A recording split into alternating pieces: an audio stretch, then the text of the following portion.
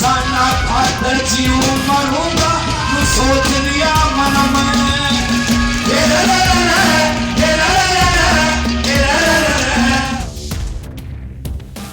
प्रधानमंत्री का लोगों ने जो चौधरी देवीलाल को प्रधानमंत्री का पद दिया था, उस पगड़ी को उन्होंने वीपी सिंह के सर के ऊपर रख करके अपनी बात को निभाने का काम किया था।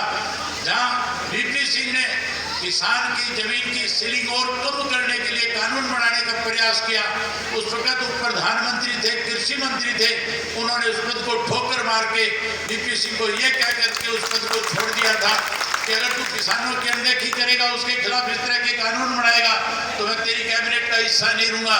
आज हरियाणा प्रदेश में भी इसी तरह से कृषि के जो तीनों नए कानून बने हैं, उन कानूनों को लागू करने के लिए मुख्यमंत्री की तरफ से प्रस्ताव लाया गया था, जहां में उस प्रस्ताव के खिलाफ किसान की आवाज बढ़ना चाहिए था, जहां कांग्रेस पार्टी के लोगों को सरकार के खिलाफ लड़ाई लड़नी चाहिए थी। हैरानी की बात थी, जिस विपक्ष की जिम्मेवारी ये बनती थी कि वो सरकार के सामने किसान का पक्ष रखे, इन्होंने पक्ष रखने की बजाय कांग्रेस के लोगों ने वॉकआउट करके कहीं भारतीय जनता पार्टी की बी टीम के रूप में काम किया था। अकेला आपका विधायक इंडियन नेशनल लोकदल पार्टी का मैं था, जिसने 40 मिनट लगातार सरकार के सामने किसान का पक्ष रखा। न केवल मैंने पक्ष रखा, बल्कि 40 मिनट इस सरकार को बेबस करके रखा था। उस सरकार को बेबस जहां किया, वही उसी वक्त ये कह करके आया था कि मैं ऐसी विधानसभा का सदस्य नहीं रहना चाहता जिस विधानसभा में किसान के खिलाफ इस किस्म के कानून बनाए जा रहे हों। मैं अपने पद से इस्तीफा दे करके मैं लोगों के बीच में जाकर के किसान के घर में पैदा हुआ किसान बनकर के इस लड़ाई को लड़ने का काम करूंगा। आज साथियों, आपसे भी यही कहने के लिए आया हूं कि अगर आप लगातार इसके हिस्सा बनोगे तो 100% आने वाले समय में केंद्र की सरकार को मजबूर होना पड़ेगा। आप इस लड़ाई को जीतने का काम करोगे। मैं उम्मीद करूंगा कि आप कमेटियां बनाओगे। मैं उसके साथ साथ आप भी काफी देर से बैठे हैं, मुझे भी अभी आगे 2-3 और कार्यक्रम उनमें जाना है।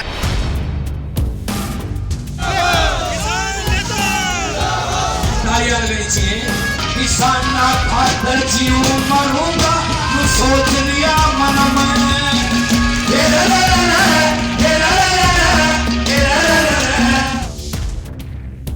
कानून सही होते हैं तो सुप्रीम कोर्ट जो है इसमें दखल नहीं देती।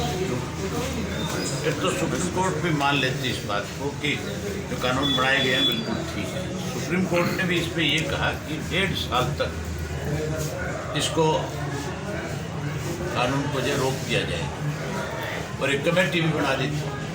कमेटी नए सिरे से लोगों से मिलकर के हमें रिपोर्ट करेगी। जो कमेटी के मेंबर थे वो शक के दायरे में थे, इसलिए कोई भी किसान लीडर इस बात से सहमत नहीं था। केंद्र सरकार के 3 मंत्रियों की एक कमेटी थी जिससे लगातार बातचीत हो रही थी। वो भी बारी बारी ये कह रहे थे कि इसमें कोई अमेंडमेंट्स कर लो, इसको हम 1.5 साल की बजाय 2 साल, 2.5 साल, 3 साल जितना कहोगे उतनी देर हम इसको रोक लगा देंगे। तो अगर सही होते तो फिर ये सारी बातें नहीं होनी चाहिए। दूसरी तरफ देश के बहुत से रिटायर्ड जस्टिस जो थे उन्होंने भी ये कहा कि कानून गलत बने हैं। सुप्रीम कोर्ट की जो बार काउंसिल ऑफ इंडिया है उसने भी कहा कि ये गलत बनाए गए। पंजाब हरियाणा हाई कोर्ट की बार काउंसिल ने भी किसानों को जाकर के समर्थन किया कि हम आपके आंदोलन में आपके साथ हैं, सरकार गलत कर रही है। हमने ये तय किया कि आंदोलन जो है, क्योंकि सरकार इसको लिंगर ऑन करके कमज़ोर करना चाहती है। सरकार की सोच ये है कि इसको जितना लंबा लेकर के जाएंगे लोग उतने ही इस जगह पे बैठ करके कूद जाएंगे और खड़े होकर के जाना शुरू कर देंगे। लेकिन जैसे जैसे सरकार ने इसको अपनी कोई योजनाएं बना करके कमज़ोर करने की कोशिश की, चाहे 26 जनवरी का दिन था, चाहे वो 27 तारीख को गाजीपुर का इशू था, ये आंदोलन और बढ़ा। पहले चरण में हर डिस्ट्रिक्ट में एक गांव लिया, 22 के 22 डिस्ट्रिक्ट 11 दिन में कवर करेंगे।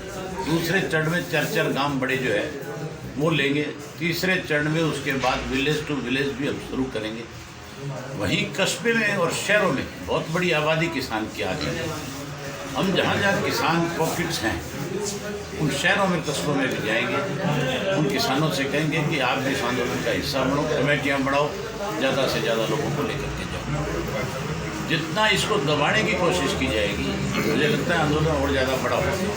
भूपेंद्र सिंह हुड्डा जो है बीजेपी के एजेंट के रूप में काम कर रहा है, वो बीजेपी के साथ खड़ा है।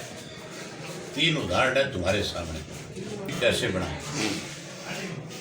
किसने अपना वोट कास्ट नहीं किया, किसने पेन की स्याही बदली, किसने अपने वोट कैंसिल कराए। भूपेंद्र सिंह हुड्डा था उस मास्टरमाइंड। उसके बाद अपने लड़के को बनाने के लिए भूपेंद्र सिंह हुड्डा ने बीजेपी से साठगांठ की।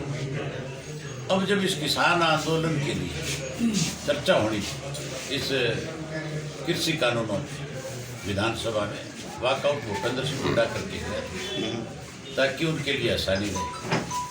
हुड्डा जब तक एजेंट के रूप में काम करेगा तब तक हरियाणा की सरकार नहीं मिलेगी। हुड्डा जिस दिन